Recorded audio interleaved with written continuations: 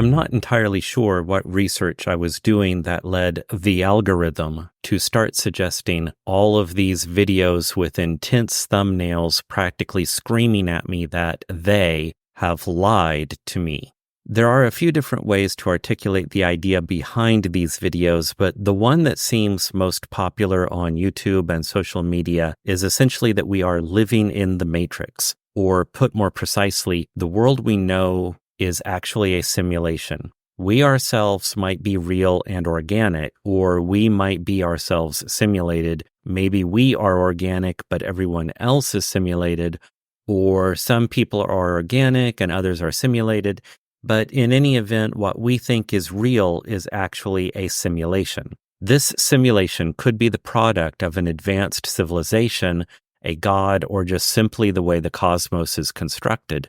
But all of our cultural structures, social systems, and ideologies serve to reinforce this false consciousness, to maintain the security of the illusion, and we are blissfully unaware of the revealing glitches in the system, like so many Jerry Smiths.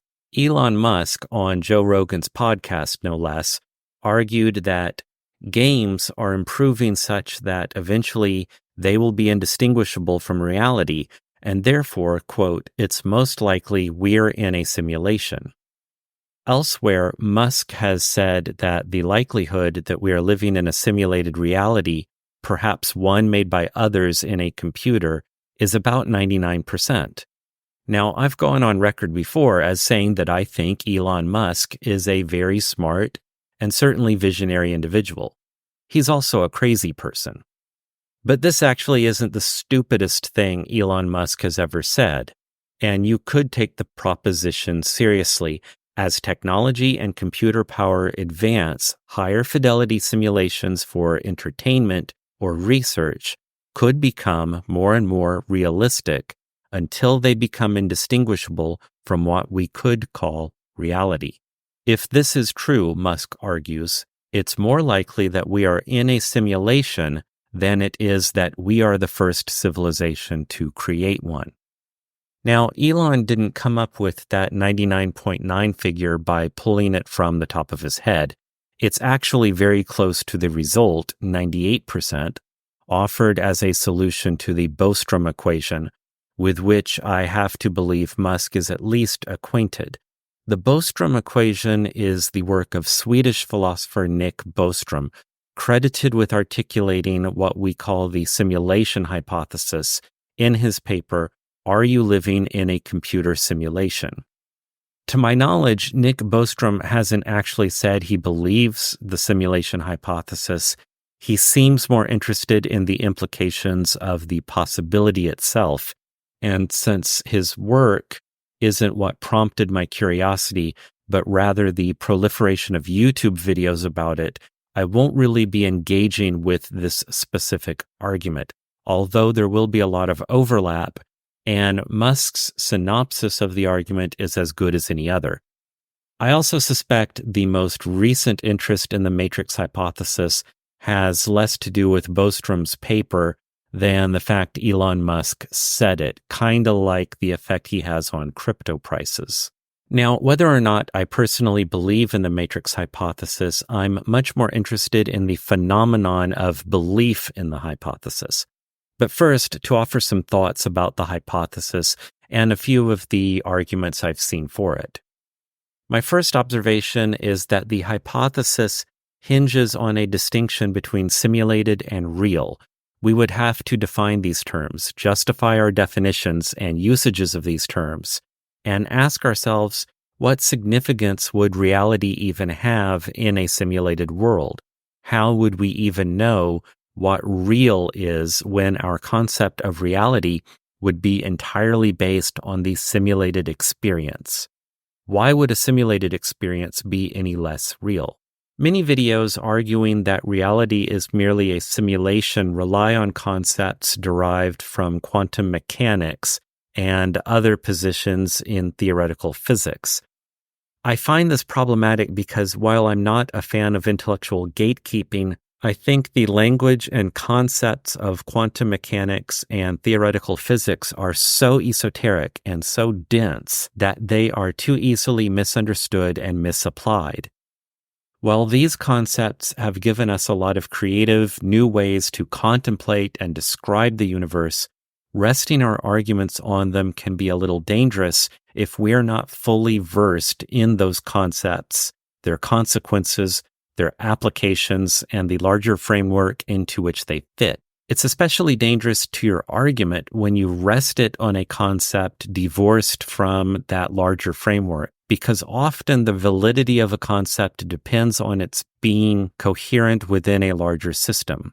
It's especially dangerous to your argument when you rest it on a concept divorced from that larger framework, because often the validity of a concept depends on its being coherent within a larger system. And if your argument or new idea contradicts the rest of that system, this concept you've taken piecemeal becomes potentially unusable within the new framework in which you're trying to apply it. So, how do scientists feel about the simulated reality theory? While outright support of the simulated reality theory seems rare among scientists, some have at least acknowledged its possibility or its value as a thought experiment. Astrophysicist Neil deGrasse Tyson is one of those who says it's one possibility among other possibilities. That's generally the strongest endorsement you will get from scientists, with most physicists disagreeing with or outright denying it. Theoretical physicist Michio Kaku has categorically said the universe is not a simulation, arguing that the complexity of a quantum mechanical universe is not computable, saying if you want to simulate the weather, you have to simulate the motion of trillions and trillions of atoms, 1 times 10 to the 25th power, just to model the atoms in a goldfish bowl, a fabulous amount of information necessary to make a model. Michio Kaku adds, it is mathematically not possible to create a fictional universe out of atoms in a fictional way. Another point made by scientists is that a simulated universe would contain too much wasted complexity. Physicist Frank Wilczek argues that since the universe appears to have so much hidden complexity operating on laws we can empirically detect, but have barely understood, if reality is simulated, why would the simulation need to have so much hidden complexity, especially when many of these complex dynamics or individual elements of the universe as a single complex system have negligible impact on each other? In other words, my ability to believe the universe around me is real, even if that belief is wrong, really doesn't depend on 99% of the complexity of the universe. The really well-developed universe of a very realistic video game or a movie or TV series might indeed be complex, but none of these have ever founded their simulated worlds on the impossibly vast, often minute or even obscure complexity evident in our universe. Some proponents, however, counter-argue that the simulation's inability to reproduce perfect complexity is itself proof of the simulation.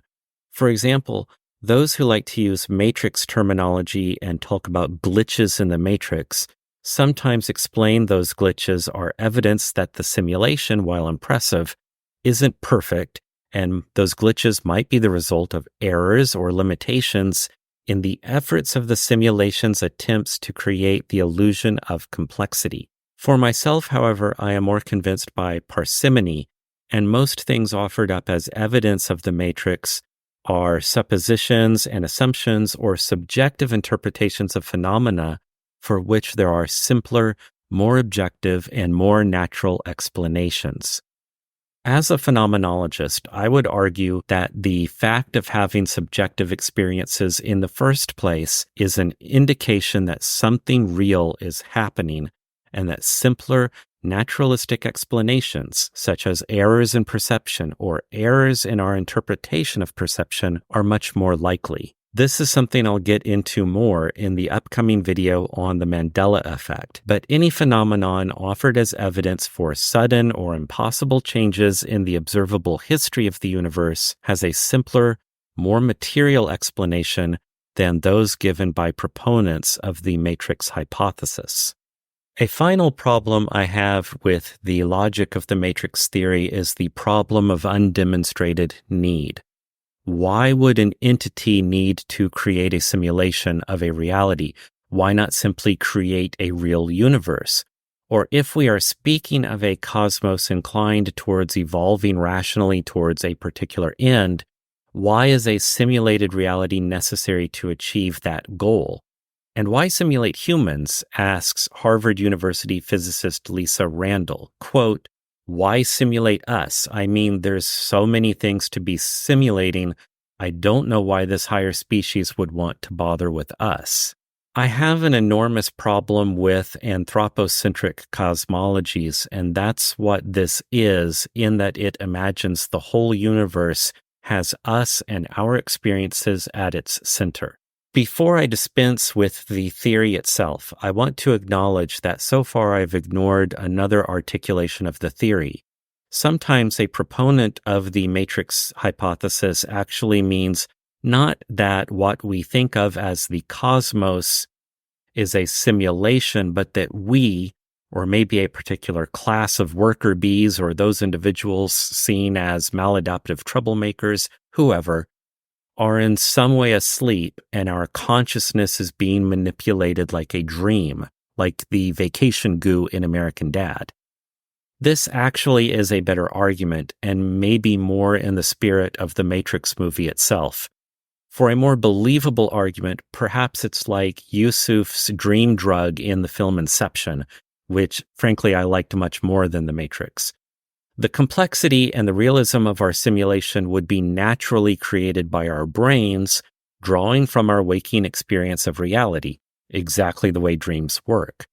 This is still problematic, precisely because of the necessary complexity of the process, if it were really possible. To put it simply, and this should appeal to the more conspiracy-minded of matrix theory proponents, governments, powerful elites, whoever it is, they don't need to kidnap us, put us to sleep, and use sci-fi processes to keep us in an induced dream.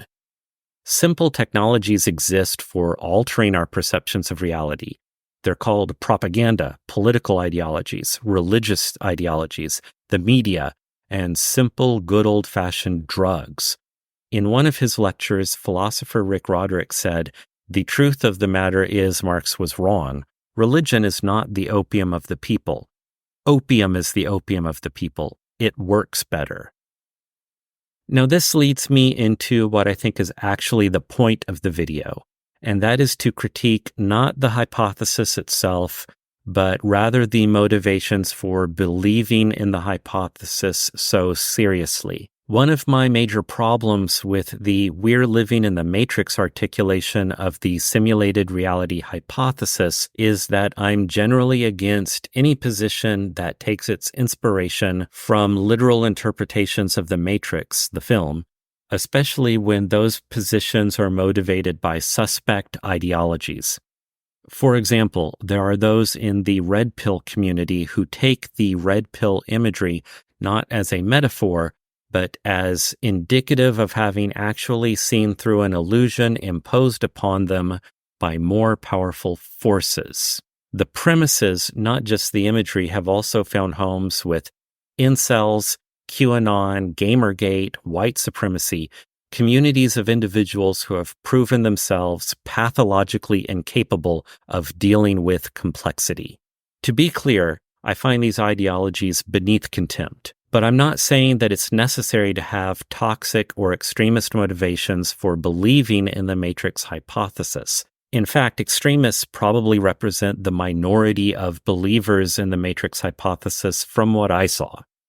A lot of the videos I surveyed proposed the matrix hypothesis as a theoretical foundation for what I take to be sincere, good faith efforts to encourage people to, well, let me summarize one of those positions. This is one position you find in the manifestation law of attraction community, and it essentially runs like this. Reality is a simulation, and it's malleable. And because it's malleable, I can reprogram the simulation to be one more preferable to me, or I can hack the matrix to break free from it and jump to a different parallel universe, which more closely matches the reality I want. I can actually pull a Rick Sanchez and hijack my life in the other, better reality. My problem here isn't with manifestation or law of attraction or law of assumption or whatever name you want to give it. What I'm arguing is that depending on the matrix hypothesis for a theoretical foundation for your belief in the possibility of reality shifting is unnecessary in and of itself. In other words, there are better foundations for your belief. And as a foundation, I find it unnecessarily weak for the reasons I outlined above. To me, it would be easier to say if you're not happy with the trajectory of this timeline, if you want to shift your reality, you don't need to break out of this reality to find a new timeline. You can alter the course of this one through action, self-actualization, free will, and existential responsibility. And yeah, those usually require an expanded consciousness and awareness. Meditation, visualization, affirmations, and so on are potentially useful and meaningful technologies with which to achieve that expanded consciousness and awareness. But you can do this while acknowledging the reality of the world around you, and I don't think the matrix hypothesis does us any favors for achieving an expanded consciousness and shift in awareness. I would argue instead that it limits our consciousness and awareness by reducing what Nietzsche called our faith in the world or faith in the earth. One thing to which I would point to support this suspicion goes back to Elon Musk himself. I don't believe it's an accident that a billionaire with money enough to make meaningful changes in the real world on real Earth both believes reality to be a simulation and is investing his money on finding any possible way to leave the Earth and go live somewhere else. I find this attitude very suspect. Nietzsche devoted much of his work to criticizing philosophers who searched for a true world behind appearances. He argued that the search for something beyond the world we experience weakens our ability to engage with it.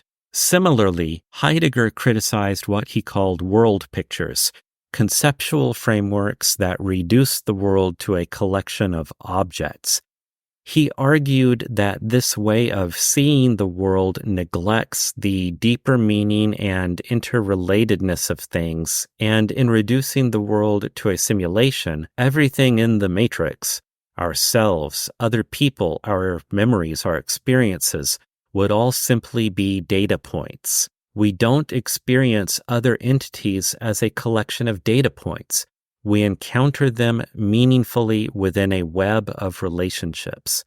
Heidegger argues that reality discloses itself to us through our encounters with the world. We are not just observers of reality separate from it. We are an integral part of it, existing with and through the world in a continuous process of engagement. I question whether a simulation would be able to capture this lived experience and our ongoing engaged interpretation of the world. A sophisticated enough simulation might provide a fabricated experience, but it wouldn't capture the authentic way in which reality reveals itself through our encounters with it. Even more to the point, the hypothesis of a simulated reality is itself a product of the very world picture it ostensibly critiques, in that it assumes everything can be seen as an object, a data point, a line of code, a simulacrum.